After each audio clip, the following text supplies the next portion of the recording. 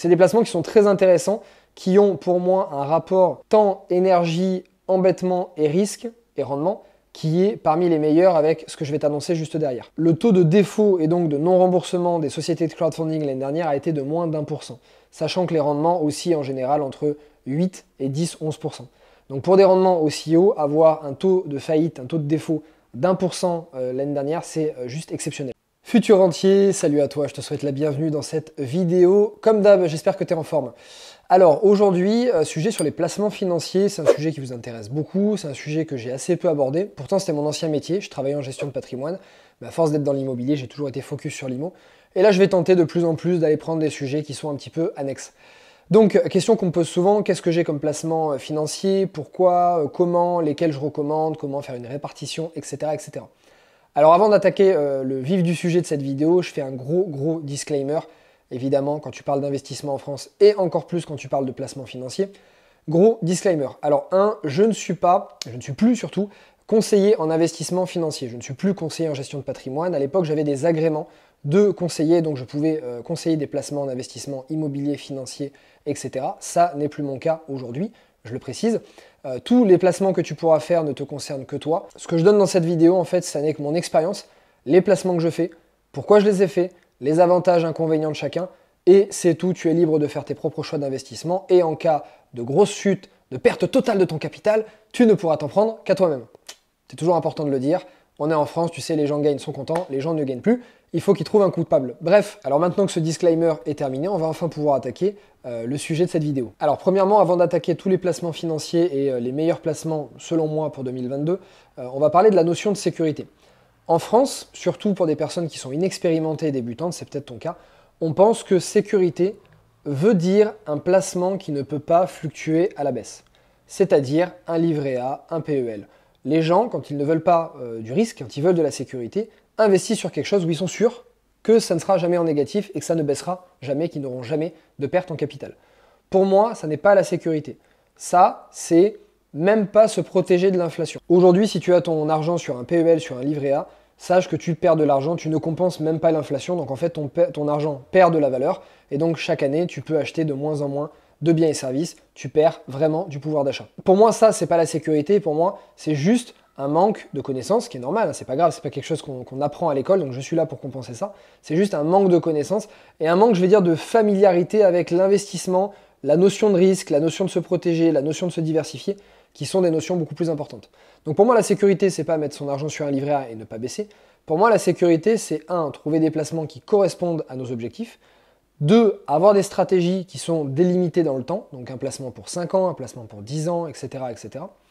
3, apprendre et avoir un niveau de connaissance pour ne pas laisser son argent à n'importe qui et donc gérer soi-même son argent. Et 4e point, évidemment, la bonne vieille règle qu'on adore, on ne met pas tous ses œufs dans le même panier. La clé principale, la diversification. Alors je vais te donner 3 conseils pour bien sécuriser tes placements. Premier point, la diversification. 2e point, commencer par investir des petits montants. Et 3e point, investir tous les mois. Surtout quand tu investis sur des placements qui sont fluctuants, okay, comme par exemple investir en bourse. Si tu investis des montants tous les mois, tu vas lisser ton risque. Admettons la courbe d'une action, elle va monter, descendre, monter, descendre. Si tu investis tous les mois, tu vas acheter à des moments en haut, tu vas acheter en bas, tu vas acheter au milieu, etc. etc.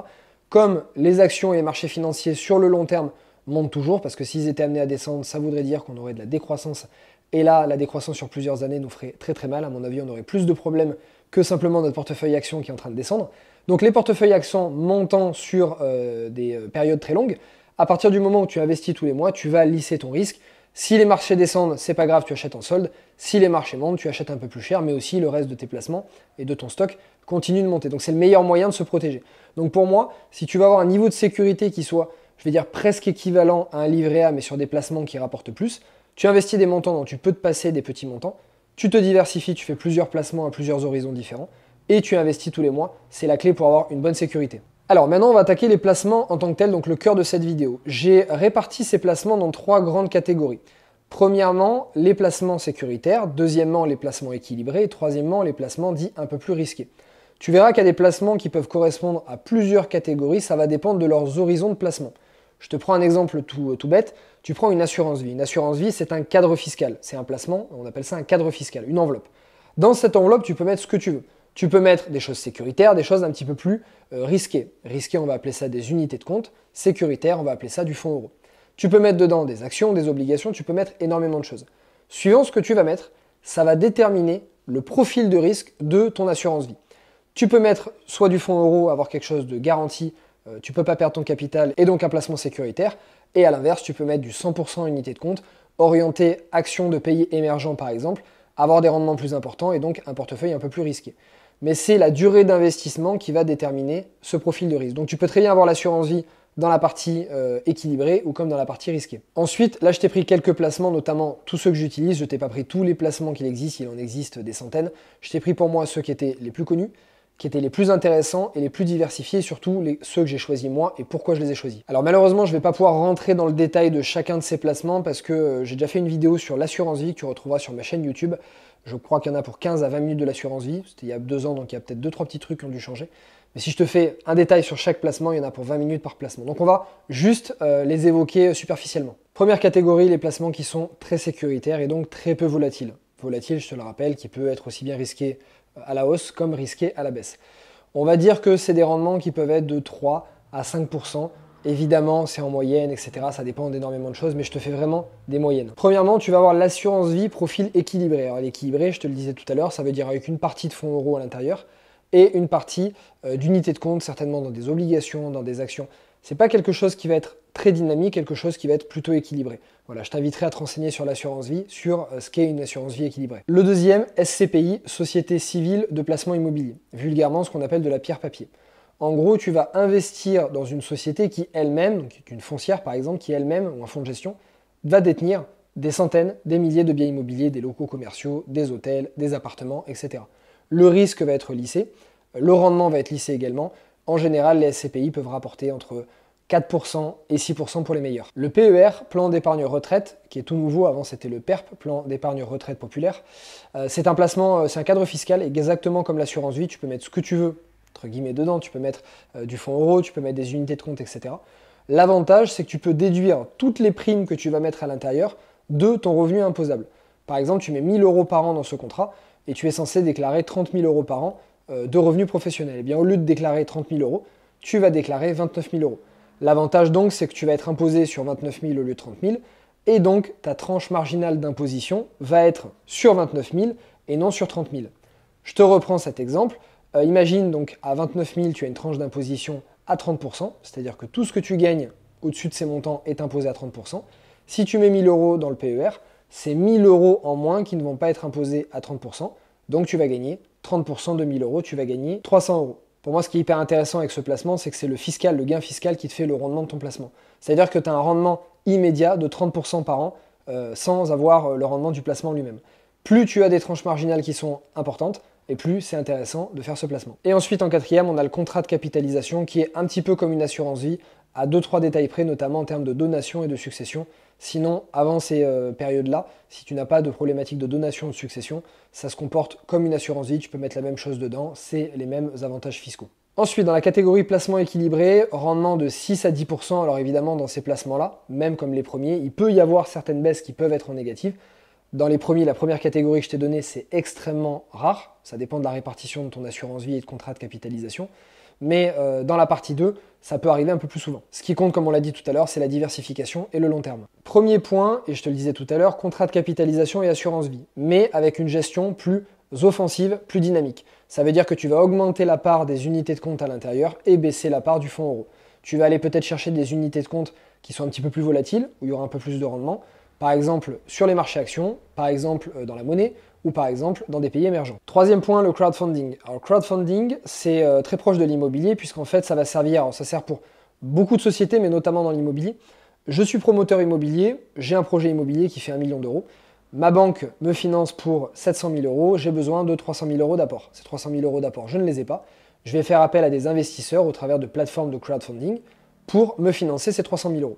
La plateforme de crowdfunding récupère des fonds auprès de centaines ou milliers d'investisseurs. Elle verrouille le paiement, sécurise l'analyse du promoteur en faisant en sorte que le projet tient debout, que le promoteur est solide, sérieux et qu'il a une capacité de remboursement. La plateforme récupère les fonds, les donne au promoteur. Le promoteur donne cet apport à la banque pour réaliser son projet immobilier. et il rembourse la plateforme et la banque quand il a terminé son projet. C'est des placements qui sont très intéressants, qui ont pour moi un rapport temps, énergie, embêtement et risque et rendement qui est parmi les meilleurs avec ce que je vais t'annoncer juste derrière. Le taux de défaut et donc de non-remboursement des sociétés de crowdfunding l'année dernière a été de moins d'1%, sachant que les rendements aussi en général entre 8 et 10-11%. Donc pour des rendements aussi hauts, avoir un taux de faillite, un taux de défaut d'1% l'année dernière, c'est juste exceptionnel. En troisième, tu as les obligations d'entreprise. Personnellement, c'est ce que je préfère. Ça fonctionne un petit peu comme le crowdfunding. Je fais ça au travers d'une plateforme, par exemple, il en existe plusieurs. Exactement comme tout à l'heure, mais ce coup-ci avec des entreprises qui peuvent être dans plein de secteurs différents. En général, c'est des startups qui sont déjà plutôt matures, qui ont déjà réussi leur marché, qui ont déjà bien prospéré. Et donc, elles veulent se développer. Souvent, elles ont besoin d'argent. Donc, elles vont faire appel à une société pour faire du prêt. Donc, tout simplement, tu vas prêter ton argent à des entreprises. Une société va être une plateforme et donc va récupérer cet argent, va prendre une commission, va le garantir, va étudier la capacité de remboursement de la société, le business model de cette société, ses bilans, etc. Donc, à faire une vraie analyse approfondie de ces sociétés, les trier, choisir les meilleurs qui ont les meilleures capacités de remboursement, et donc, auprès d'investisseurs comme nous, aller chercher des fonds. Donc, tu vas prêter au travers de cette plateforme, et en général, les rendements sont entre 8 et 12%. Ça, c'est les rendements que j'ai sur cette plateforme. C'est vraiment excellent et j'ai prêté, je vais te montrer une capture d'écran de mon portefeuille, j'ai prêté à près d'une vingtaine de sociétés les 2 dernières années et demie. J'ai eu aucun défaut pour le moment, en espérant que ça continue. Des rendements qui sont excellents et par contre ce que j'ai eu, c'est que j'ai eu sur 4 ou 5 entreprises, elles ont rendu plus vite l'argent, donc c'est arrivé qu'une entreprise me le rende au bout de 3 mois, au bout de 6 mois. Et là tu te retrouves avec des rendements des fois de 4, 5, 6, 7, 8, 10% en 3 mois, 6 mois, 8 mois. C'est juste impressionnant pour ce peu de risque. Cette qualité de gestion, la rapidité, parce que ça se souscrit en moins d'une minute. Tu as l'obligation, tu cliques, tu signes en ligne, c'est hyper rapide. Moi j'adore parce que c'est rapide, c'est efficace, c'est très sécurisé, la plateforme est excellente et les rendements que j'ai, je les trouve vraiment géniaux. Je te mettrai aussi également plein de liens qui te seront utiles dans la description, notamment le lien de cette plateforme. Je te mettrai le lien d'autres plateformes dont je vais te parler tout à l'heure. Ça évitera les questions dans les commentaires de par quoi tu passes, qu'est-ce que tu fais, etc. Je vous donnerai tout dans la description. Et enfin, le dernier de cette catégorie, FCPI, Fonds commun de placement dans l'innovation. Ça fonctionne un petit peu comme les SCPI tout à l'heure, dans le sens où c'est un fonds, tout simplement, qui va aller investir dans plusieurs choses différentes. Les SCPI tout à l'heure investissent dans des biens immobiliers, et bien la FCPI, elle, va investir dans des startups. Alors en général, des startups plutôt matures, qui cherchent à se développer, notamment comme les obligations tout à l'heure. Alors l'avantage de ça, c'est que tu investis au travers de startups, mais pas que dans une startup, donc tu investis peut-être au travers de dizaines, vingtaines, cinquantaines de sociétés, donc ton risque est diversifié et tu as statistiquement plus de chances de tomber sur une startup qui soit performante. Alors en plus d'excellents rendements que tu peux avoir dans les FCPI, alors attention, pour moi de toute cette catégorie, c'est celui qui est un peu plus risqué que les autres, bien que tu peux avoir des performances qui soient vraiment excellentes. Donc là, disons que je compte un peu moins dessus. Par contre, ce qui est génial sur celui-ci, c'est que tu as un gain fiscal qui est très sympa. Tu as dans la limite de la niche fiscale, ce qu'on appelle, c'est une limite de 12 000 euros par an maximum. Donc tu peux mettre jusqu'à 12 000 euros dans ce placement par an. Et sur 12 000 euros, tu as 25% des sommes que tu as mises qui sont directement déduites de ton impôt sur le revenu. Exemple très concret, tu investis 10 000 euros dans une FCPI et tu payes 10 000 euros par an d'impôt sur le revenu. Tu peux prendre 25% des 10 000 euros que tu as mis dans la FCPI, donc 2 500 euros. Et ces 2 500 euros, tu peux les déduire directement de l'impôt sur le revenu que tu vas payer, c'est-à-dire des 10 000 euros. Donc tu vas payer que 7 500. Ce qui veut dire qu'en fait, sur le montant que tu investis, tu as de suite 25% de rendement, puisque c'est déjà une baisse d'impôt, donc un gain que tu as eu. Et donc même si le placement perd 10% sur la durée, tu auras quand même gagné 15% sur ce placement. Donc suivant la durée où tu auras bloqué ton argent, ça aurait été un placement plutôt pas mal. Alors maintenant on arrive dans la partie la plus risquée où là c'est beaucoup plus dur d'évaluer les rendements. Ça peut être, j'ai mis plus de 10%, mais ça peut être 50, 100, 200, 1000. Ça dépend des personnes, des stratégies et puis de la période économique dans lesquelles on les fait. En tout cas moi c'est les placements que j'utilise. Alors je me suis mis au trading depuis l'année dernière. Alors il existe plusieurs stratégies trading. Tu as stratégie du holder, stratégie du scalping, stratégie du day trading, enfin bref, tu as différentes stratégies, je t'inviterai à te renseigner si jamais c'est quelque chose qui t'intéresse. Moi j'ai 3 stratégies différentes en trading. Premièrement, c'est pas vraiment du trading, c'est de la détention d'actions. Je vais acheter des actions qui sont pour moi importantes, auxquelles je crois. Alors tu as des actions par exemple dans la technologie où je vais avoir très basiquement du Apple, du Microsoft, du Tesla par exemple, qui a fait des bonnes performances les derniers jours au moment où je te parle. Voilà, donc je vais avoir ces profils-là où je vais les garder sur des très longs termes. De temps en temps, quand je vois quelques petites pépites sur Internet, ça peut être dans, comme je te dis, dans l'innovation, dans les nouvelles technologies ou dans le pharmaceutique par exemple. Bref, donc là, je vais avoir une détention plutôt moyen-long terme de ces actions sur lesquelles je ne vais pas faire de trading, mais je vais plutôt les détenir sur long terme. Deuxième stratégie où je vais aussi identifier d'autres types d'actions, de titres, sur lesquels je ne vais pas forcément viser une plus-value. Si ça peut arriver, c'est bien. Mais par contre, je vais surtout viser des dividendes. Voilà, c'est surtout des entreprises qui vont verser des dividendes qui sont, je trouve, importants par rapport à ce profil-là. Et donc, je vais avoir aussi cette stratégie. Et ensuite, troisième point, je me suis formé en trading l'année dernière avec quelqu'un que je connais qui est vraiment, vraiment excellent. C'est un très gros investisseur immobilier qui maintenant fait beaucoup plus de trading et donc, du coup, a développé cette formation qui est excellente. Donc, je l'ai suivi et en fait, il m'envoie des signaux tous les jours, des positions qu'il prend. Donc là, je me casse pas la tête. Alors, j'ai pas envie, moi, personnellement, de passer des heures et des heures à me former dans ce domaine parce que j'aime bien, mais pas suffisamment pour en être passionné. Je préfère passer mon temps sur autre chose, sur mes boîtes, ça me passionne davantage. Sur l'immobilier, ça me passionne davantage. Les cryptos, ça me passionne énormément aussi.